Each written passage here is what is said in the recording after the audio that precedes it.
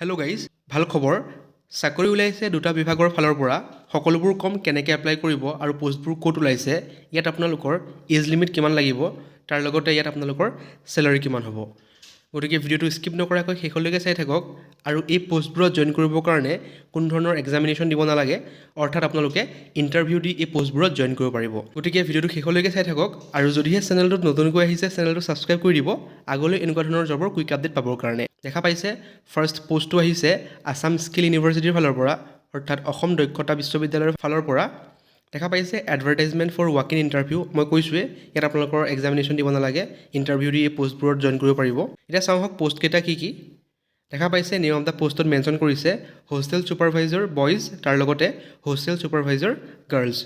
ইয়াত আপোনালোকৰ per month salary হ'ব 25,000 টকাকৈ, অৰ্থাৎ 25,000কৈ আপোনালোকে প্ৰতিমাহে লাভ কৰিব।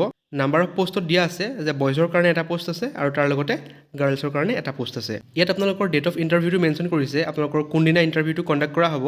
দেখা পাইছে 30/6 অৰ্থাৎ 30 জুন তাৰিখে আপোনালোকৰ ইণ্টাৰভিউটো কণ্ডাক্ট কৰা হ'ব। ৰিপৰ্টিং টাইম দিয়া আছে 9:30 to 10:30 AM, গতিকে এই টাইমৰ ভিতৰত আপোনালোকে যাব লাগিব সকলোবোৰ ডকুমেণ্টছ লৈ পেলাই। এড্ৰেছটো দেখা পাইছে Assam skill university, Mangaldai, Darrang district হয়, আৰু পিন নম্বৰ ধুনীয়াকৈ মেনশ্যন কৰা আছে। এতিয়া চাওঁ হওক আপোনালোকৰ এডুকেশ্যন কোৱালিফিকেশ্যন কি লাগিব এই পোষ্টকেইটাত এপ্লাই কৰিবৰ কাৰণে। দেখা পাইছে এছেঞ্চিয়েল কোৱালিফিকেশ্যনত দিয়া আছে bachelor degree in any discipline from recognise university. যদিহে আপোনালোকে গ্ৰেজুৱেশ্যন কৰিছে তেনেহ'লে এই পোষ্টবোৰত এপ্লাই কৰিব পাৰিব। তাৰ লগতে প্ৰিফাৰেবল কোৱালিফিকেশ্যন এণ্ড এক্সপিৰিয়েঞ্চ, ইয়াত আপোনালোকৰ এক্সপিৰিয়েঞ্চ বিচাৰিছে। দেখা পাইছে মিনিমাম 2 yearsৰ এক্সপিৰিয়েঞ্চ বিচাৰিছে ইন হোটেল মেনেজমেণ্ট, তাৰ লগতে student welfare, residential facilities in any reputed university, educational institution or governmental organisation. যদিহে আপোনালোকৰ 2 বছৰৰ এক্সপিৰিয়েঞ্চ আছে ইয়াত মেনশ্যন কৰা ফিল্ডত যিকোনো এটাত, তেনেহ'লে আপোনালোকে এই পোষ্টকেইটাত এপ্লাই কৰিব পাৰিব। ছেকেণ্ডটো দেখা পাইছে কি দিয়া আছে good communication and interpersonal skill. যদিহে আপোনালোকৰ good communication and interpersonal skill আছে তেনেহ'লে এপ্লাই কৰিব পাৰিব। তাৰ লগতে ফৰ হোষ্টেল ছুপাৰভাইজাৰ গাৰ্লছৰ কাৰণে অনলি ফিমেল কেণ্ডিডেটে এপ্লাই কৰিব পাৰিব, আৰু হোষ্টেল ছুপাৰভাইজাৰ বইজৰ কাৰণে অনলি মেল কেণ্ডিডেটে এপ্লাই কৰিব পাৰিব। আৰু দেখা পাইছে মেনশ্যন কৰিছে it is compulsory to stay in the respective hotel. গতিকে আপোনালোকে যদিহে জইন কৰে তেনেহ'লে আপোনালোকে সেই হোষ্টেলতে থাকিব লাগিব। সেইকাৰণে ইয়াত মেনশ্যন কৰিছে যে it is compulsory to stay in the respective hostel. এতিয়া চাওঁ এজ লিমিট কিমান আছে। দেখা পাইছে maximum 40 years age on the date of interview. যদি আপোনালোকৰ মেক্সিমাম 40 years হৈছে তেনেহ'লে এপ্লাই কৰিব পাৰিব। আৰু relaxation may be given to the deserving candidate as per norms. যদি আপোনালোকে ডিজাৰ্ভিং কেণ্ডিডেট হয় তেনেহ'লে আপোনালোকক এজ ৰিলেক্সেশ্যন দিয়া হ'ব। জেনেৰেল ইনষ্ট্ৰাকশ্যন দিয়া আছে reporting time will be 9:30 to 10:30 AM। মই কৈছোঁ আপোনালোকে 9:30 পৰা 10:30 ভিতৰত যাব লাগিব, অৰ্থাৎ তাত পাবগৈ লাগিব।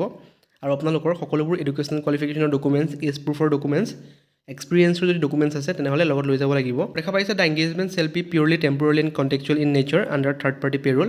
গতিকে এই পোষ্টকেইটা আপোনালোকৰ কণ্টেকচুৱেল হয়, সেইটো মেনশ্যন কৰি দিছে। আৰু দেখা পাইছে মই কৈছোঁ যে candidate must bring their original certificate, marksheet, experience certificate and one self attested photocopies along with the recent passport size photograph. সকলোবোৰ ডকুমেণ্ট আপোনালোকে ছেল্ফ এটেষ্ট কৰি লৈ যাব লাগিব, জেৰক্স কৰি লৈ যাব। সকলোবোৰ এডুকেশ্যন কোৱালিফিকেশ্যনৰ লগতে এজ ৰিলেক্সেশ্যন, এক্সপিৰিয়েঞ্চ সকলোবোৰ ডকুমেণ্ট লৈ যাব। লগতে আপোনালোকৰ ৰিচেণ্ট পাছপৰ্ট চাইজ ফটোগ্ৰাফ লৈ যাব 2 কপি, তাত আপোনালোকক বিচাৰিব।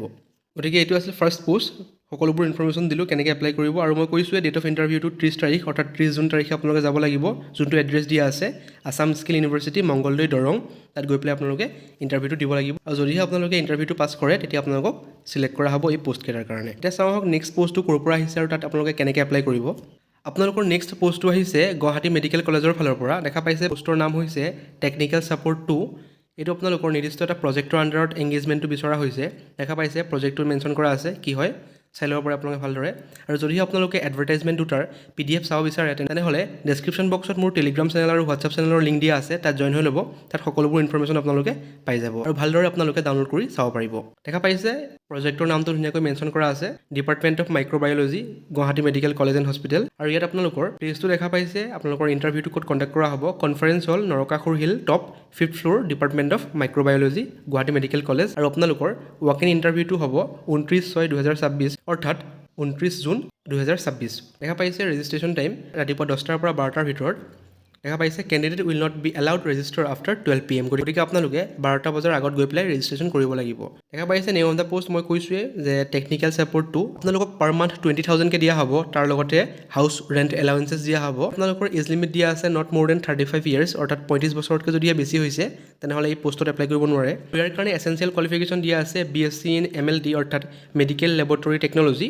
যদি আপোনালোকে মেডিকেল লেবৰেটৰী টেকন'লজি কৰিছে BScত তেনেহ'লে এপ্লাই কৰিব পাৰিব। আৰু যদিহে আপোনালোকে 12 ছায়েন্সত কৰিছে তাৰ লগতে DMLT অৰ্থাৎ ডিপ্ল'মা কৰিছে মেডিকেল লেবৰেটৰী টেকন'লজিত তেনেহ'লে আপোনালোকে এপ্লাই কৰিব পাৰিব। With 1 year experience in relevant subject or field আৰু যদি আপোনালোকে 1 বছৰৰ এক্সপিৰিয়েঞ্চ আছে তেতিয়াহ'লে আপোনালোকে এই পোষ্টত এপ্লাই কৰিব পাৰিব 3 নম্বৰ দিয়া আছে যে minimum 6 months diploma in computer application তাৰ লগতে আপোনালোকৰ 6 মাহৰ এখন কম্পিউটাৰ ডিপ্ল'মা বিচাৰিছে অৰ্থাৎ আপোনালোকে কম্পিউটাৰ কোৰ্চ কৰা হ'ব লাগিব 6 মাহৰ আৰু তাৰ লগতে ডিজাইৰেবল কোৱালিফিকেশ্যনত দিয়া আছে যে proficient in MS office with experience in handling biological samples field visit etcetera যদি আপোনালোকে MS অফিচ ভালদৰে চলাব জানে অৰ্থাৎ MS অফিচ ছফ্টৱেৰৰ কথা কৈছে ভালদৰে যদি চলাব জানে তেনেহ'লে আপোনালোকক প্ৰিফাৰেঞ্চ দিয়া হ'ব তাৰ লগতে আপোনালোকে যদিহে বায়'লজিকেল চেম্পলছ ভালদৰে হেণ্ডেল কৰিব জানে তাৰ লগতে ফিল্ড ভিজিট দিব পাৰে তেনেহ'লে আপোনালোকক প্ৰিফাৰেঞ্চ দিয়া হ'ব দেখা পাইছে নাম্বাৰ অফ পোষ্ট এটা পোষ্ট আছে আৰু ডেট অফ ইণ্টাৰভিউ মই কৈছোঁৱেই যে 29 জুন তাৰিখে আপোনালোকৰ ইণ্টাৰভিউটো কণ্ডাক্ট কৰা হ'ব দেখা পাইছে candidate are requested to bring all the relevant documents in original and one set of photocopies of the same along with CV and their recent passport size photograph গতিকে আপোনালোকে সকলোবোৰ ডকুমেণ্টছ অৰিজিনেল কপি লৈ যাব তাৰ লগতে এটা set Xerox কৰি লৈ যাব তাত আপোনালোকে ছেল্ফ এটেষ্টেড কৰি লৈ যাব তাৰ লগতে CV অৰ্থাৎ আপোনালোকৰ বায়'ডাটা এখন বিচাৰিছে ধুনীয়াকৈ বনাই লৈ যাব আপোনালোকে নিজৰ ফটোগ্ৰাফ 4 কপিমান লৈ যাব তাত বিচাৰিব পাৰে গতিকে এই দুটাই আছিল জব আপডেট যদি আপোনালোকৰ কোৱালিফিকেশ্যনৰ লগত মেটচ কৰে তেনেহ'লে এপ্লাই কৰিব পাৰে দুটা পোষ্টত আৰু যদিহে ভিডিঅ'টো ভাল পালে চেনেলটো ছাবস্ক্ৰাইব কৰি দিব আগলৈ এনেকুৱা ধৰণৰ জবৰ কুইক আপডেট পাবৰ কাৰণে থেংক ইউ